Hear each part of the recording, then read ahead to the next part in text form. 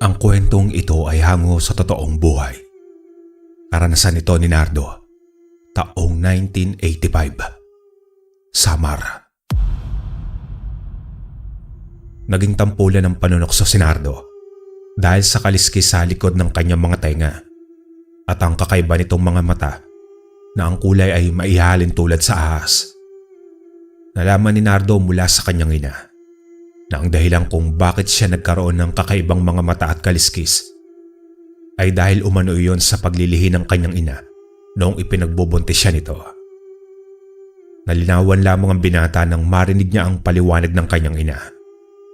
Hindi naman niya ito masisisi, kaya ang ginawa na lamang niya ay sa kagubatan na lamang naglalaro kasama ang mga kaibigan niyang ahas. Magkagayon man ay hindi tumigil ang kanyang ina na laging nagpapayo sa kanya na layuan at tigilan na niya ang makipaglaro sa mga ito dahil sa masyadong delikado ang mga ahas. Subalit dahil sanay na si Nardo ay hindi ito nakinig sa kanyang ina. Masaya kasi siya sa kanyang ginagawa kaya hindi siya nagpapigil. "Hanapin mo ako, kaibigang ahas. Ikaw naman ang taya ngayon, ha? Huwag kang mandadaya." Tila ba naiintindihan si Nardo ng mga ahas na kanyang kinakausap. Nagagawa din niyang halikan ng mga ito nang hindi siya tinutuklaw. Ganun ang naging takbo ng pamumuhay ni Nardo sa araw-araw. Hanggang sa dumating ang isang pangyayaring babago sa sistema ng kanyang buhay. Namatay ang ina ni Nardo dahil sa atake nito sa sakit sa puso. Matagal na din silang iniwan ng kanyang ama dahil ayon sa kwento ng kanyang ina ay sumama ito sa ibang babae. Naging ulilang lubos ang binata dahil sa sobrang kalungkutan ay lumipat ito ng tirahan pagkatapos mailibing ng kanyang ina. Sa gitna ng gubat siya lumipat kasama ang mga kaibigang ahas. Nabuhay siya ng simple at tahimik na binata. Dumako naman tayo sa buhay ni Lito. Ang pangunahing kabuhayan ng binata ay ang pagbebenta ng mga buko sa pamamagitan ng pag-aangkat sa mga bunga ng mga tanim nilang puno ng nyog o di kaya naman ay paggawa ng buko juice para ibenta. Bata pa lamang ay ganun na ang sistema ng pamumuhay ni Lito dahil iyon ang namulatan niyang trabaho ng kanyang ama at ina. May kaya naman dati sa buhay ang mga magulang ng binata. Subalit simula ng aksidenteng mahulog ang kanyang ama mula sa inakyat nitong puno ng nyog at na-stroke naman ang kanyang ina dahil sa init ng panahon. Kaya sila naging baldado pareho. Unti-unting naubos ang kanilang pera hanggang sa sila ay naghirap. Mabuti na lamang at masipag saka mabait na anak si Lito. Hindi siya yung tipong binata na puro luho, bisyo at paggagala lamang ang alam. Ang tanging libangan lamang ng binata ay ang maghanap ng mga gagamba sa bukid. Sa kanya ito ipinaglalaban. Pero pinapakawalan din niya ang mga ito kapag oras na ng kanyang trabaho. Dahil naman sa naipundar niyang negosyo, ay natustusan niya ang araw-araw nilang pangangailangan. Lalo na ang maintenance na gamot ng kanyang mga magulang. Mayroon din siyang naitatabi kahit na papaano para kapag dumating ang oras ng pangangailangan ay mayroon siyang madudukot para panggastos. Hanggang isang araw, habang nangunguha ng mga buko ang binata sa inakyat niyang puno ng nyog, ay may napansin siyang isang lalaki na sa tansya niya ay nasa kaidaran din niya. Medyo malawak din ang kalupaan nila Lito, kaya hindi siya nawawala ng ibinebenta niyang mga buko sa araw-araw. Nagtataka naman si Lito dahil sa isang kubo ang hindi masyadong mapapansin kung sa biglaang tingin ang pinasukan ng nakita niyang binata. Kaya naman ay dali-dali siyang bumaba para puntahan ang nakita, makausap at alamin kung sino ang nagbigay rito ng pahintulot na magtayo ng isang bahay kubo sa kanyang lupain. Subalit pagdating doon ni Lito ay hindi siya kaagad nakalapit dahil sa mga ahas na nakakalat sa lugar. Napaupo siya at napaatras dahil sa pagkabigla. "Oh, saan galing ang napakaraming ahas na ito? Maski sa bubong ng bahay kubo na bagong tayo, marami din ang gumagapang na ahas. Anong klaseng tao ang nakatira dyan? Baka anak siya ni Suma." Tatayo na sana at kakaripas na ng takbo si Lito dahil sa mga naiisip na nakakatakot. Pero muli siyang natigilan dahil sa paglabas ng isang binata mula sa maliit na bahay kubo na gawa sa diyame ang dingding at pinagtagpi-tagping dahon ng saging naman ang bubong. Lumapit ito kay Lito. Mas lalo naman siyang kinilabutan dahil sa mga sumunod niya na saksiyan. Kusang nagsisipulasan at binibigyan ng daan ng mga ahas ang binatang may kakaibang mata. "Kumusta ka? Natakot ba kita? Pero huwag kang matakot sa akin dahil hindi naman ako masamang tao." Tao ka? Sino ka nga pala? At bakit ka nagtayo ng bahay kubo dito sa lupa namin? Bakit ang daming ahas na nakapaligid sa iyo? Apo ka ba ni Suma at nanay mo si Galema? Ha? Sino ang mga iyon? Hindi ko sila kilala eh. Namatay na ang aking ina noong nakaraang linggo siya lang nailibing. Ang totoo eh, hindi ako mahilig makihalubilo sa mga tao. Lalong-lalo na sa mga kababata ko. Dahil walang araw na hindi nila ako tinutokso, inaapi, at minsan ay sinasaktan dahil sa kakaiba kong itsura. Ay, pasensya na, hindi ko alam eh. Condolence nga pala sa'yo. Ako nga pala si Lito. Lito na magbubuko. Ako naman si Nardong Kamandag. Ikinagagala kitang makilala Lito. Saka mabuti at hindi ka galit o takot sa akin. Bakit naman ako magagalit sa'yo, Nardo? Pero kaninang hindi ka pa nagpapakilala, hindi ko may tatangging natakot ako sa'yo. Sandali, maiba nga pala. Ang astig naman ng bansag sa'yo, Nardong Kamandag. Dahil yan sa mga kaibigan kong ahas. Oo nga, bakit ang dami mong ahas? Mabuti at hindi ka nila kinakagat o kaya ay tinutuklaw. Hindi ba mga traidor ang mga hayop na iyan? Hindi kaagad na sumagot si Nardo. Namili at dumampot muna siya ng ahas na malapit sa kanya. Sa kanya ito inilagay sa kanyang leeg. Bata pa lang ako dito ay sila na ang nakasanayan kong kalaro. Mas nakaramdam pa ako ng pagtatraidor sa mga kababata ko kaysa sa mga ahas dito sa gubat. Sa ahas din kasi ako ipinaglihi ng aking yumaong ina noong ipinagbubuntis niya ako. Kaya siguro malapit ang kalooban ko sa kanila. Ganun ba? Ang astig mo pala, Nardo. Pero bakit ka nga ba napadpad dito sa lupa namin? Bakit dito mo napiling manirahan? Para makaiwas mula sa alaalang iniwan ng aking mahal na ina na nagpapasakit ng aking kalooban. Kaya dahil sa kanyang pagkawala, ay minabuti kong lumayo muna sa lugar kung saan kami madalas na magkasama. Kaso sa lawak ng kagubatang ito, ay sa lupa na pag-aari niyo pala ako napadpad. Pasensya ka na Lito. Bukas na bukas din ay aalis ako. Hindi naman kita pinapalayas, Nardo. Ayos lang na manirahan ka dito sa aming lupa. Nagulat lang kasi ako dahil bigla ang pagkakaroon ng isang bahay kubo sa bandang ito pero okay lang. Nakapagpaliwanag ka na rin naman eh. Pwede ba tayong maging magkaibigan? Nabigla naman si Nardo. Ibinaba niya ang ahas na nakapatong sa kanyang balikat bago ito sumagot. Totoo ba Lito? Kahit sa kabila ng pagkatao ko, gusto mo pa rin ako maging kaibigan? Oo naman, Nardo.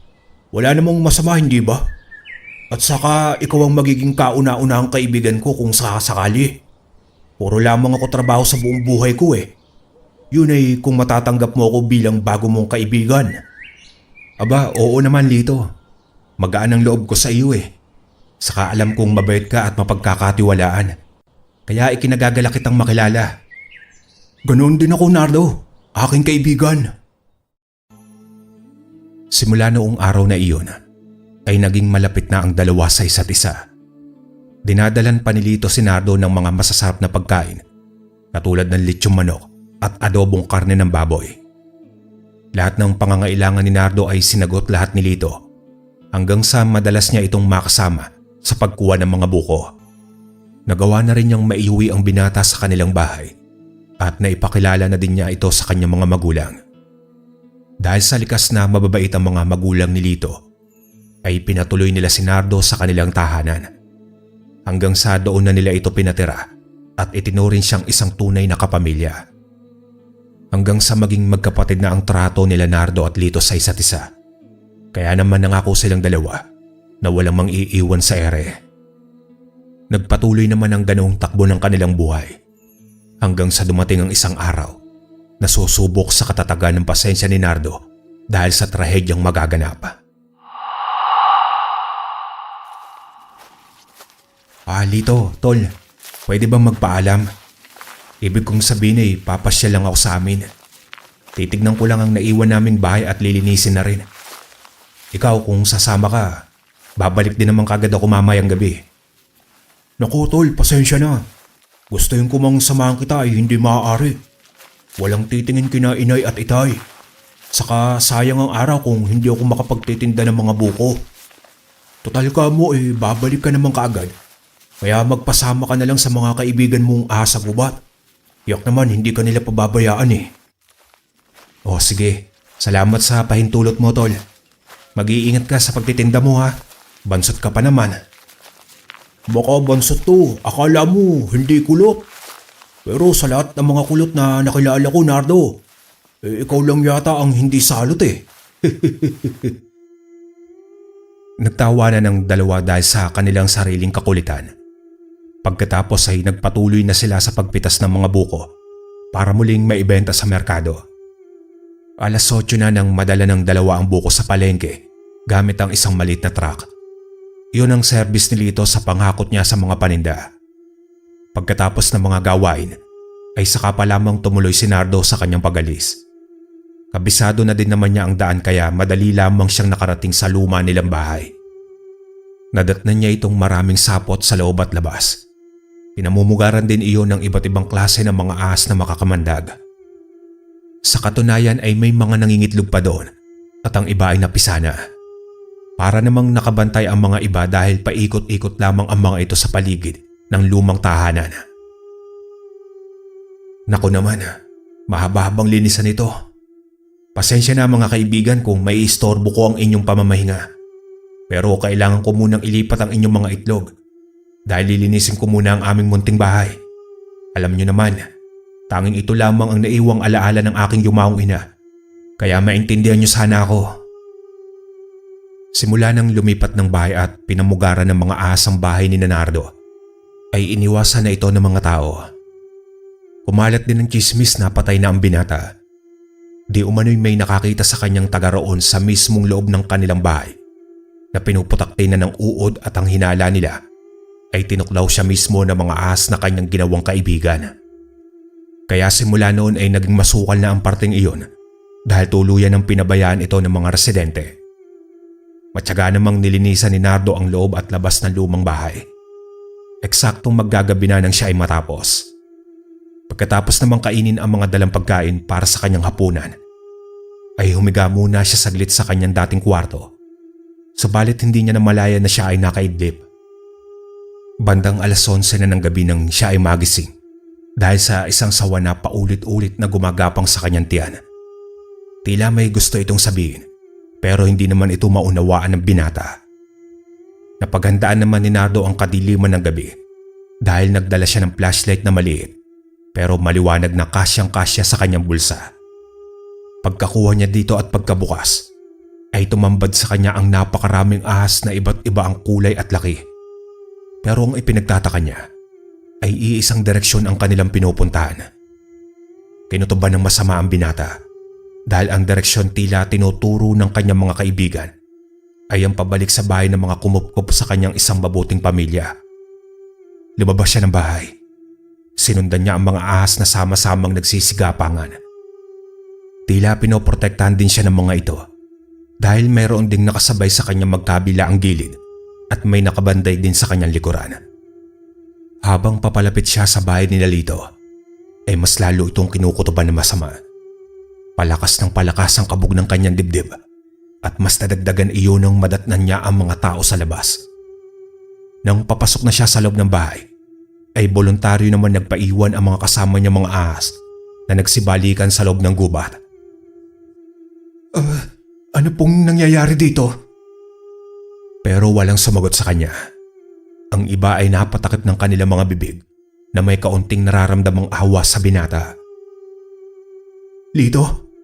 Inay? Itay? Ano pong...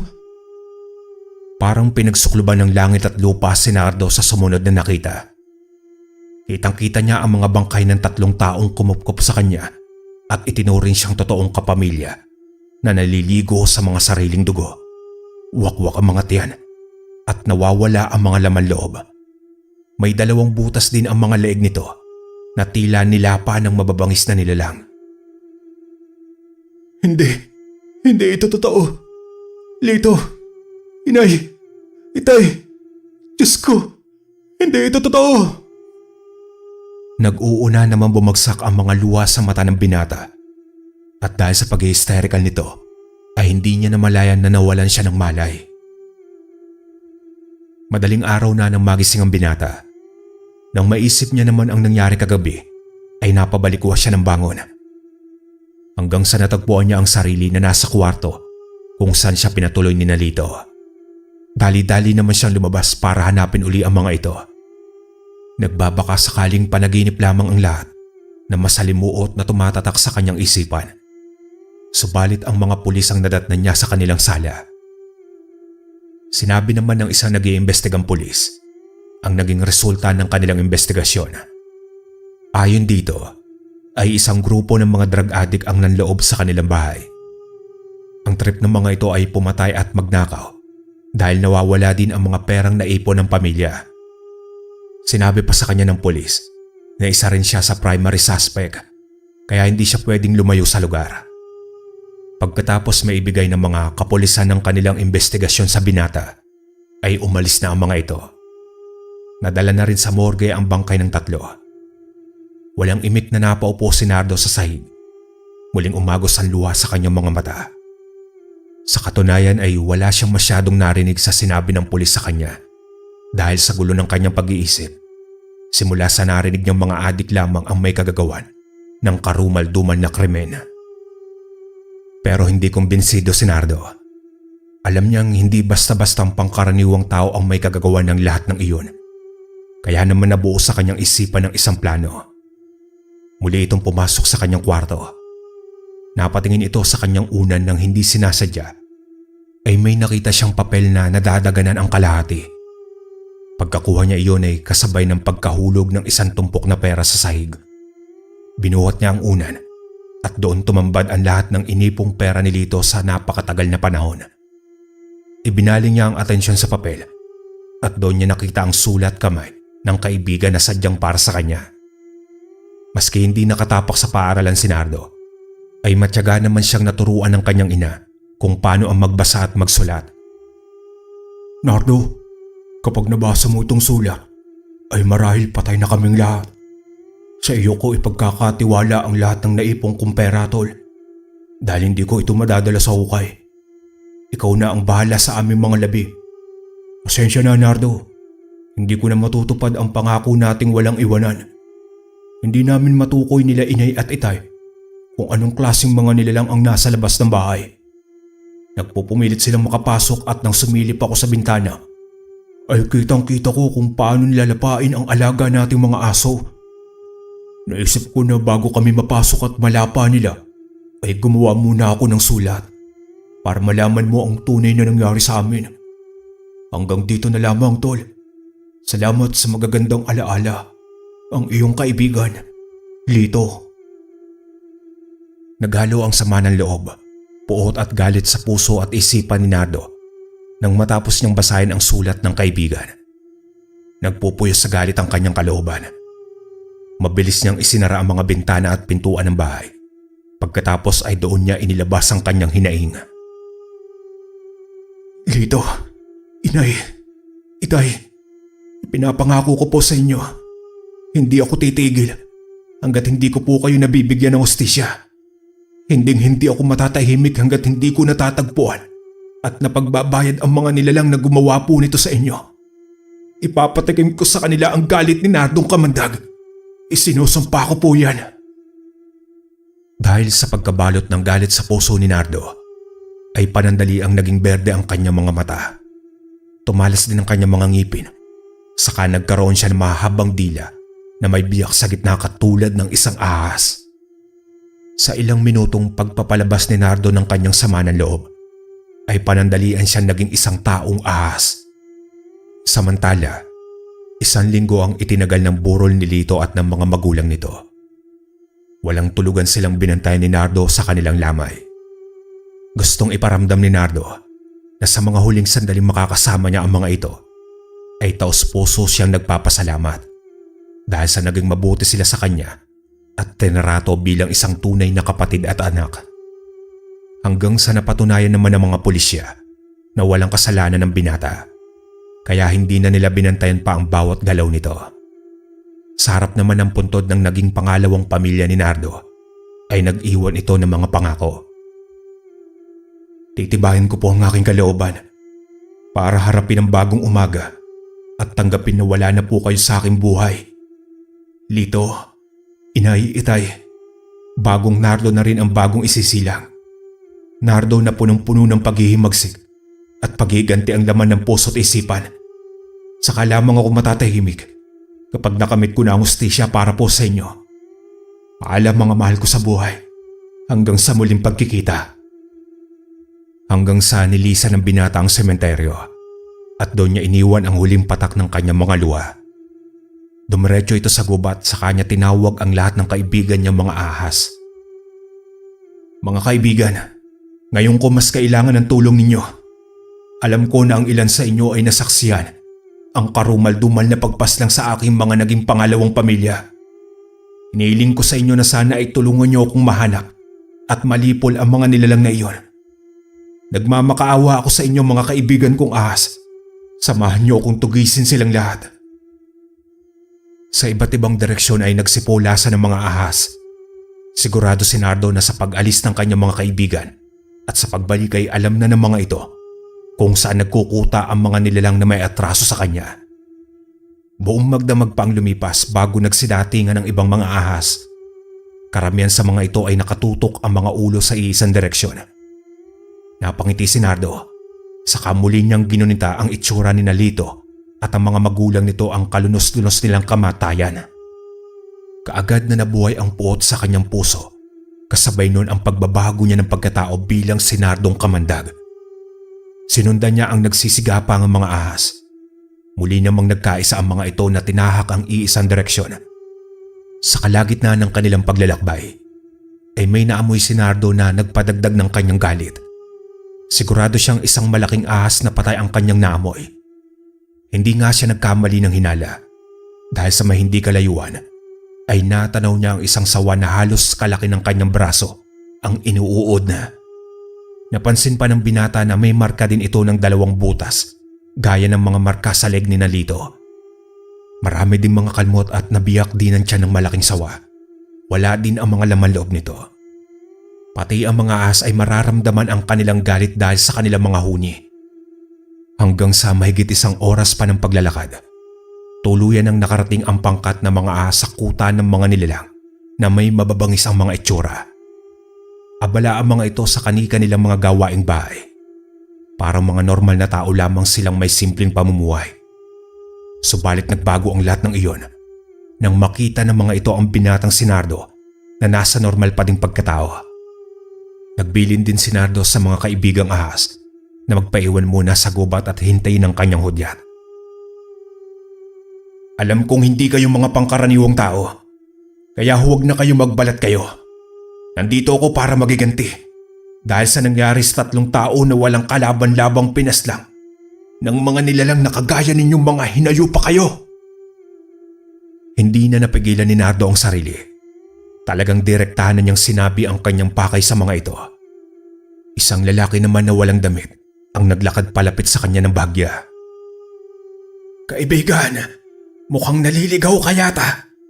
Ako nga pala si Goreng, ang tumatayong leader ng lugar na ito. Ano ba ang sadya mo at mukhang galit na galit ka? Huwag kang magkunwaring walang alam. Matanda ka na pero sinungaling ka pa rin. Ano bang klaseng nilalang kayo at nagawa niyong pumatay ng mga inosenteng tao sa napakabrutal na paraan? Dahan-dahan ka ng pananalita mo, kaibigan. Huwag kang mamaratang ng walang sapat na ebidensya. Baka maging mitya yan ng iyong buhay. Kung ang lahi namin ang gusto mong malaman, ay sasabihin ko sa iyo, kami ay mga aswang. Kaya umalis ka na kung mahal mo pa ang buhay mo habang nakapagpipigil pa kami. Sa puntong iyon ay tumaas na ang boses ng matandang lalaki pero tinawanan lamang siya ni Nardo. Umalis? Hindi ako pwedeng umalis hanggat hindi ninyo napagbabayaran ang pagpatay sa aking mga naging pangalawang pamilya. Buhay ang kinuha ninyo, kaya buhay nyo rin ang magiging kabayaran. Matigas ang iyong ulo, binata. Kaya mapipilitan kaming patayin ka at lapain. Mga kasama, sugurin ang binatilyong iyan. Agad namang inutusan ni Nardo ang mga kaibigan niyang ahas. Mula sa mga sanga ng puno ay nagpatihulog ang mga ito. Nagulat naman ang mga aswang dahil sa pambihirang kakayahan ng binatang kayang pasunurin ang mga ahas sa gubat. Habang naglalaban ay nakisali na rin itong si Goreng.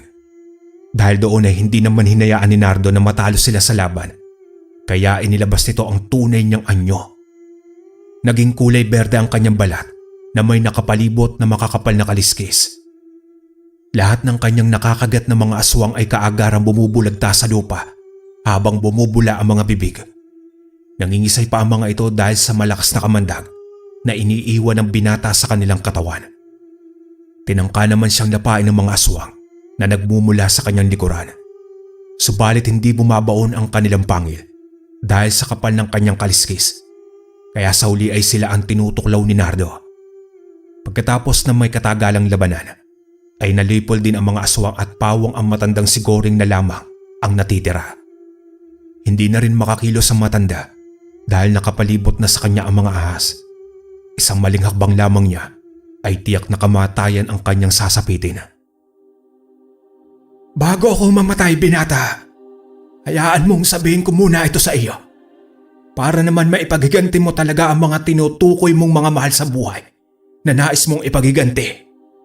Sige, Goreng, pero pagkatapos niyan ay magpaalam ka na sa mundong ito dahil maski aswang ka pa ay tiyak na hindi ka sasantuhin ng kamandag ng aking mga kaibigang ahas. Tanggap ko nang hanggang dito na lamang ang aking buhay. Pero makinig ka, binatang ahas. Hindi kami ang pumaslang sa iyong mga mahal sa buhay dahil uri kami ng mga aswang na nayanggaw lamang.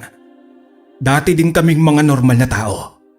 Subalit nang mayanggaw kami, ay mas pinili naming umiwas at layuan ang kabihasnan para hindi kami makapambiktima ng mga tao. Pawang mga hayop sa gubat lamang ang aming binibiktima. Ngayon, nasa iyo na kung maniniwala ka sa akin o hindi. Kung totoo ang sinasabi mo, sino o anong lahi ang yumanggaw sa inyo at saan namin sila matatagpuan? Wala sila dito. Nasa isang minan sila na malayo rito sa gubat. Iba ang direksyong papunta roon. At kapag nagpunta kayo ngayon, ay siguradong aabutan kayo ng 3 araw. Ganito kung paano ang pumunta doon. Bumalik kayo sa loob ng gubat kung saan nakahandusay ang higanteng sawa. Ang pakanan na direksyon ay ang papunta sa kanilang kuta. Pero kung babalik kayo sa kabihasnan, ay baka 2 araw lamang kayong maglalakbay. Para mas mapadali ang inyong paghanap, total kaya mo namang utusan ang mga ahas, ay ipahanap mo na ito sa kanila at pag-aralan na din nila ang paligid ng kanilang tribo.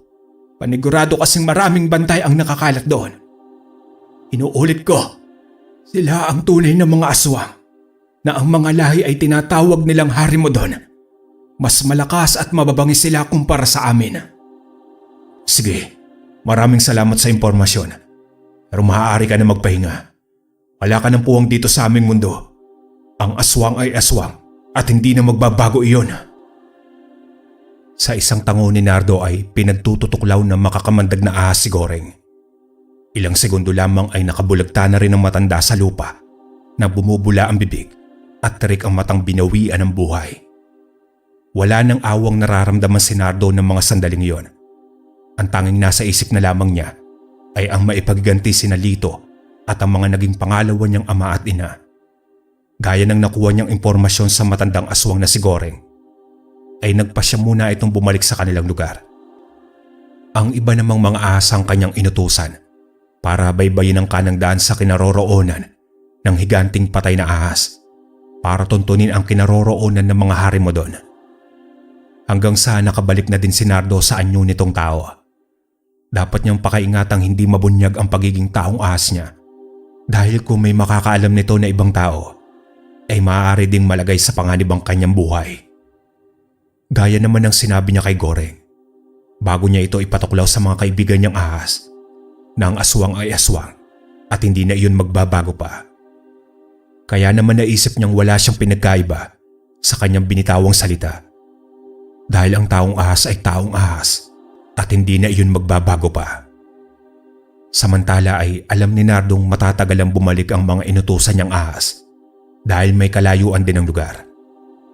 Kaya namang ginugol muna ni Nardo ang sarili sa pagbebenta ng mga buko sa palengke. Naturuan din kasi siyang magmaneho ni Lito ng sasakyan, kung paano rin umakyat sa puno ng nyog at magbaba ng walang kahirap-hirap. Kaya naman ipinagpatuloy niya ang negosyong naiwan sa kanya ng kaibigan. Binisita din niya ang puntod ng mga ito para pagtarikan ng kandila at linisin ang mga damong tumubo sa gilid ng kanilang mga nicho. Hindi ko po alam kung bakit ako nagkaroon ng ganitong klaseng pagkatao, pero hindi ko po ito pinagsisisihan. Bagkus ay nagpapasalamat pa ako dahil sa pagiging taong ahas ko ay kaya kong lumaban sa mga aswang na pumaslang sa inyo. Malapit ko na pong matupad ang aking mga pangako. Kaunting araw na lamang ang aking hihintayin. Matatahimik na din kayo, Lito, Inay, Itay. Mabilis namang lumipas sa mga araw hanggang sa dumating na rin ang mga ahas na naganap sa kuta ng mga harimo doon. Base naman sa mga ikinikilos ng mga ito ay kinakailangan nilang magmadali. Napakunot noon naman ang binata dahil mukhang may kakaibang nagaganap. O siya, sige. Gagayak lang ako at magdadala ng kaunting tubig at makakain. Pagkatapos ay lalakad na tayo. Pagkatapos gumayak ay sabay-sabay silang muling naglakbay. Nakailang ulit din silang nagpahinga dahil nakakaramdam din sila ng pagod, antok, pagkauhaw at pagkagutom. Mabilis namang nakakahanap o nakakahuli ng ibon, daga at iba pang mga maliliit na mga hayop ang mga ahas na ginagawa nilang pagkain. Kapag naman sumasapit ang gabi at nakakatulog si Nardo, ay pinoprotektahan siya ng kanyang mga kaibigang ahas. Lumipas ang dalawang magdamag hanggang sa nakaramdam na ang binata ng mga ibang nilalang sa paligid. Kakaibang huni na ngayon lamang niya narinig. Mga kaibigan, total hindi naman tayo nagkakaintindihan. Ay ganito na lang. Kapag nagtanong ako sa inyo at oo ang isasagot ninyo, ay itayo nyo na lamang ang inyong mga ulo. Pero kung hindi naman ay panatilihin nyong nakadapa ang inyong mga sarili sa lupa. Maliwanag ba mga kaibigan?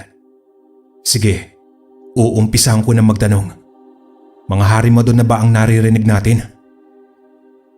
Itinaas na mga ahas ang kanilang mga ulo. Sumunod na katanungan ng binata ay kung malapit na ba sila sa kuta ng mga ito, at sinagot din siya ng kapareho sa una nilang pagtugon. Nang masagot ang lahat ng katanungan ng binata, ay muli silang naglakad. Walang ano-ano'y may bigla na lamang bumagsak sa lupa na kakaibang klase ng nilalang. Wala itong ipinagkaiba sa mga nakasagupa nilang nayanggaw.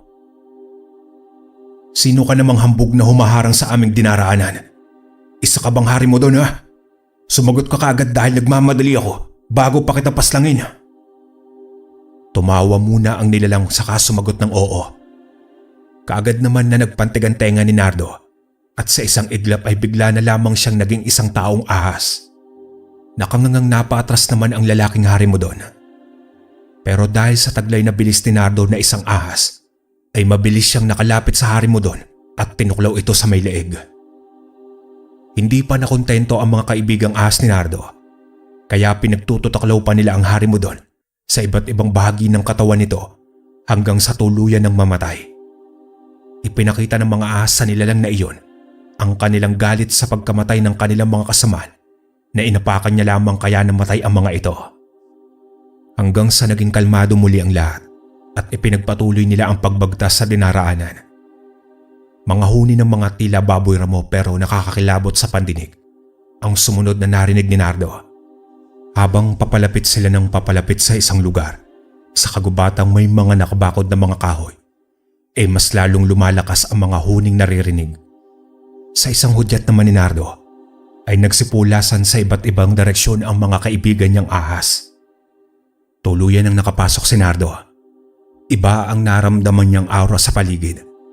Mabigat sa pandama at nakakatakot para sa isang normal na taong makakapunta doon. Naglakad pa siya ng maraan hanggang sa marating niya ang tila isang ilog na nagmistulang koral na pinamumugaran ng mga baboy ramo na hindi normal ang mga laki. Saka lang napansin si Nardo nang lumapit pa ito ng bagya sa kanila. Nanlisik agad ang kanilang mga mata na unti-unting naging mga aswang na hari mo doon. Kung hindi ako nagkakamali, ay kayo na ang mga hinahanap kong pangkat ng hari mo doon na pumaslang sa aking mga naging ikalawang pamilya. At sino kang lapastangan ang bigla na lamang pumasok dito sa aming kaharian ng walang pahintulot mula sa haring katulad ko? Hindi mo ba ako kilala, binata? Wes, magpapakilala ako sa iyo. Ako si Haring Tibon, ang pinakamalakas sa lahat ng mga hari mo doon. Ngayon, sabihin mo ang iyong pakay at mukhang mahalaga ang iyong sadya.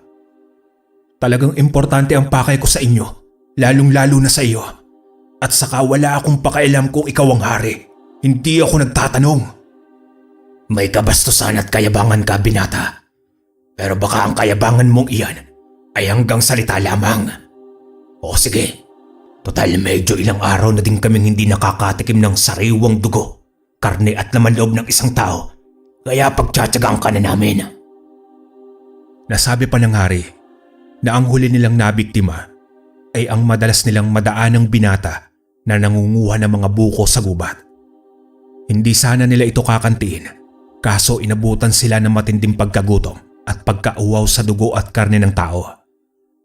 Ang tanging bahay na malapit sa gubat at malayo sa mga kapitbahay ay ang tirahan na tinutukoy niyang binata na walang iba kundi si Lito. Ngayon ay kumpirmado ko na, kayo nga ang aking hinahanap, ang pumaslang sa matalik kong kaibigang si Lito at ang mga pangalawa kong magulang. Magsianda kayo sa galit ko, mga animal kayo! Kagaya ng nangyari sa kuta ng mga nagyanggaw, ay nagsilabasan ang napakaraming ahas sa iba't ibang direksyon. May mga nanggagaling sa masusukal na damo at may nagsibagsakan mula sa mga sanga ng puno. Lahat ng hari mo doon na nagsasaan yung mga aswang ay nagulat sa kakahiyang ipinamalas sa kanila ng binata. Huwag kayong padadaig, mga kampong kung hari mo doon. Ipakita natin sa mga ahas na iyan na mas malakas tayo kumpara sa kanila. Ipatikim natin ang bagsik ng ating pagkaaswang. Lapain silang lahat. Ang katapangang iyon ng hari ay biglang naglaho nang magpalit si Nardo ng kanyang katauhan bilang isang makamandag na nilalang. Lahat na nakakaengkwentro niyang mga hari mo doon ay kaagaran niyang tinutuklaw at iniiwanan ng kanyang kamandag. Napakabilis ng ipinamamalas na pagkilos ni Nardong kamandag ng mga sandaling iyon. Halata sa kanyang mga galawan na ganadong-ganado siya sa pakikipaglaban. Hindi naman nakaimik na tila nagkaugat si Haring Tibon sa kanyang kinatatayuan habang pinapanood ang taong ahas kung paano nito isa-isain ang kanyang mga nasasakupan. Imposible! Ang maalamat na lahi ng mga taong ahas! Mayroon pa palang natitira. Pero paano? Nalipol na silang lahat ng mga armadong sundalo. Kaya paanong may natira pa sa kanilang lahi? Paano? Samantalang ang mga sawa ay nagtutulungan lingkisin ang mga napupuluputan nilang mga aswang. At ang ibang mga ahas at kobra naman ay pinagtututuklaw ang kanilang mga nakakasagupa. Kanya-kanyang uri ang nagtutulungan ng mga oras na iyon para maiwasan ng mga ito na mabawasan ang kanilang bilang. Sa ilang minuto lamang na lumipas, ay nagkalat na ang mga bangkay ng mga aswang na hari mo doon sa lugar at ng mangilang-ngilang mga ahas na sinawing palad at hindi nakaligtas. Haring Tibon, kanina pa kita nahahalata dyan. Bakit hindi mo tinulungan ang iyong mga kauri? Ano ang bumabagabag sa iyong isipan at tila ba takot na takot ka sa akin? Ano ang iyong mga nalalaman? May kinalaman ba ito tungkol sa nakaraan sa aking buhay at kung bakit ako naging taong ahas? Isinumpa ba ako ng isang nilalang? Sumagot ka. dahil tambak ka na ng aking mga katanungan. Wala pa ring boses ang nagmumula sa hari na kasalukuyang nasa loob pa rin ng kanyang pagbabalik tanaw mula sa nakaraan. Saka lamang ito nakabalik sa realidad nang marinig niya ang sitsit ng mga napakaraming ahas na nagpakilabot sa kanya. Paano ka nakaligtas sa pang-aambush ng mga sundalo noon sa inyong mga taong ahas? Siniguro naman nila na wala ni isang buhay ang makakaligtas sa operasyon nilang iyon. Hindi naman inaasahan ni Nardo ang narinig. Naguluhan tuloy siya dahil sa mga pinagsasasabi ng aswang na hari. Ano ang pinagsasasabi mo? Anong lahi? Anak ako ng isang normal na tao at hindi tunay na taong ahas gaya ng iyong pinagsasasabi. Naipaglihi lamang ako ng aking ina sa mga ahas, kaya ako nagkaganito. Gumagawa ka pa talaga ng kwento para hindi kita patayin Pero nagkakamali ka. Dahil wala akong awa sa mga aswang, lalo pat kayo ang pumatay kina Lito. Hindi ako pwede magkamali dahil wala kang ipinagkaiba sa kanilang itsura. Nardong Kamandag, anak ka ng makapangyarihang mag-asawa na pawang mga taong ahas. Gusto mo bang malaman kung paano sila nahanap ng mga sundalo at pinagpapapatay? Alam ko namang interesado kayo. Sige. Pero hindi ito sapat na dahilan para hindi kita patayin. Masabi mo man ang katotohanan o gawa-gawa mo lamang na kwento, ay papatayin pa rin kita sa uli. Walang problema. Pero ang hinihingi ko lang sana sa iyo ay bigyan mo ko ng magandang laban pagkatapos kong masabi ang katotohanan. Agad namang inumpisa ni Haring Tibon ang pagkukwento tungkol sa naging kaibigan niyang taong ahas. Lahat ng problema at laban ay kanilang nilutas na magkasama. Pinamunuan nilang dalawa ang bawat nilang kaori. Pero hindi lingid sa kaalaman ni Tibon na mas malakas ang puwersa ng mga taong ahas kumpara sa kanilang mga aswang na harimodon. Hanggang sa nabaling ang atensyon ng kaibigan niyang taong ahas sa isang babae. Kasama ng kanyang mga kaori ay nagpaalam siya sa kanyang kaibigan na bubukod na sila at maghanap ng sariling lugar sa gubat na kanilang pag-aarian. Tumutol sa una ang lalaking ahas pero sa huli ay pumayag din ito. Hanggang sa tuluyan na nga siyang bumaba ng gubat. Nagpanggap si Tibon na isang normal na tao. Dumiretso ito sa kampo ng mga sundalo. Sa kanya sinabi na may nakita siyang kuta ng mga taong ahas sa loob ng gubat. Hindi naman kagad naniwala ang mga sundalo. Subalit nagboluntaryo si Tibon na sasamahan sila sa lugar kung saan niya nakita ang mga kinasusuklaman niyang mga nilalang. Isang araw na pagpaplano lamang ang lumipas at nang dumating ang iba pang batalyon ng mga sundalong tinawagan ng kanilang opisyal na dala-dala ang matataas na dekalibre ng mga baril, ay sa kanila inumpisan ang kanilang operasyon. Dahil naman sa pagkabigla ay wala nang nagawa ang mga taong ahas kung hindi ang saluin ang mga bala ng mga baril sa kanilang mga katawan. Sa ilang sandaling pagpapaulan ng mga bala at pampasabog ay nalipol ang mga taong ahas.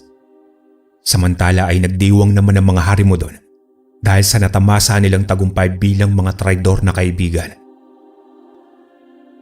Dahil sa ibinulgar mong kademonyohan, ay mas lalong dapat kitang patayin. Hindi ko man sigurado kung sila nga ang lahi ng aking pinanggalingan. Pero para sa akin ay wala kang muwang dito sa mundo. Traidor ka. Ang dapat sa mga katulad mo, Tibon, ay pahirapan muna bago patayin. Kagaya ng sinabi ko sa iyo kanina, ay kung maaari bigyan mo ko ng patas na laban. Hindi ka naman siguro duwag. Hindi ako kagaya mo na traidor. Hudas at duwag. Isang duwag lamang ang makakagawang ipagkanulo ang tinuring na isang matalik na kaibigan na dahil lamang sa pansariling kapakanan. Sa mga katotohanang isinampal ni Nardo sa mukha ni Haring Tibon, ay nagngit-ngit ito sa galit. Sinabi nito na hindi siya duwag at nagawa lamang niya ang mga bagay na iyon dahil sa pagkainsulto. Mas lalo namang ipinagdiinan ni Nardo na karuwagan ang ginawa nito sa mga taong ahas hanggang sa nawalan ito ng kontrol at nag-umpisang magwala. Humingi ka ng magandang laban, Tibon. Pero ikaw naman mismo ang nagbukas ng pintuan para mapadali ang iyong buhay. Kung iniisip mong tinraidor kita, ay nagkakamali ka. Dahil alam mong kanina ka pa binabantay ng aking mga kaibigan na naghihintay lamang ng mali mong pagkilos. Ngayon, Haring Tibon, namnamin mo ang paghihirap ng unti-unting namamatay. Pagtalikod ni Nardo ay pinutakte ang hari ng mga galit na mga ahas. Saka lamang siya nilubayan ng mga ito nang isa na siyang malamig na bangkay. Puno ang buo niyang katawan ng mga tuklaw ng ahas, pati ang kanyang mga mata ay hindi pinalagpas ng mga ito. Pagkatapos nilang malipol ang lahat ng mga aswang at masiguradong wala nang natitira, ay nilisan na nila ang lugar. Pagkabalik naman ni Nardo sa bahay na namanan niya kina Lito, ay kinausap niya ng masinsinan ang lahat ng kaibigan niyang ahas. Mga kaibigan, salamat sa lahat ng nagawa niyong tulong sa akin. Pero kailangan ko na magpaalam sa inyo. Magsisimula uli ako ng panibagong buhay pagkatapos kong alamin mula sa matatanda naming kapitbahay kung ano nga ba ang tunay kong pagkatao. Sisikapin ko din na hindi na bumalik sa pagiging taong ahas. Huwag kayong mag-alala. Dadalawin ko pa rin kayo sa gubat. Sana ay igalang ninyo ang aking magiging desisyon. Makalipas ang ilang araw na pamamahinga at naging payapa ng isipan ni Nardo, ay bumalik ito sa luma nilang bahay. Nagulat naman ng mga tao na nakakita sa kanya dahil hindi sila makapaniwalang buhay pa pala ang binata. Ipinaliwanag naman ni Nardo na hindi totoo ang balitang kumalat tungkol sa kanyang pagkamatay at pawang gawa-gawa lamang iyon ng mga walang magawa sa buhay. Hanggang sa may nakapagturo sa kanya na isang tao na pwedeng makasagot sa kanyang mga katanungan tungkol sa kanyang pagkatao. Isang matandang babae ang kanyang nakausap. Sinabi nito kay Nardo na ampun lamang siya ng kanyang nakagisnang ina. Sinabi pa sa kanya ng matanda na napulot lamang siya sa gubat. Sa puntong iyon ay maliwanag na ang lahat kay Nardo na malaki talaga ang posibilidad na siya ang anak ng mag-asawang ahas na tinutukoy ng haring aswang na si Tibon na kanyang tinaraydor. Pumunta siya sa puntod ng kinalakihan niyang ina. Imbis na magalit ay nagpasalamat pa siya ng taos-puso. Inay, alam kong may dahilan ang lahat, kaya po ninyo itinago ang aking tunay na pagkatao, maski hanggang sa huling sandali ng iyong buhay. Naiintindihan ko po kayo at wala akong sama ng loob. Nagpapasalamat po ako ng lubos at ikaw po ang nagpalaki sa akin. Hindi po kayo mawawala sa aking puso at isipan. Mahal na mahal po kita, inay. Pagkatapos nun ay dumiretso din si Nardo sa sementeryo kung saan nakaburol ang kanyang naging pangalawang pamilya. Sinabi nito sa puntod ni Lito na nagtagumpay siya sa pagkuha ng hustisya para sa kanilang pagkamatay. Nangako din siyang hindi na muling babalik sa kanyang pagkatao bilang isang Nardong kamandag na siyang lumipol sa mga aswang na harimo doon kasama ang mga kaibigan niyang ahas sa gubat. Hanggang dito na lang po ang aking kwento. Maraming salamat sa inyong lahat, mga kalakbay.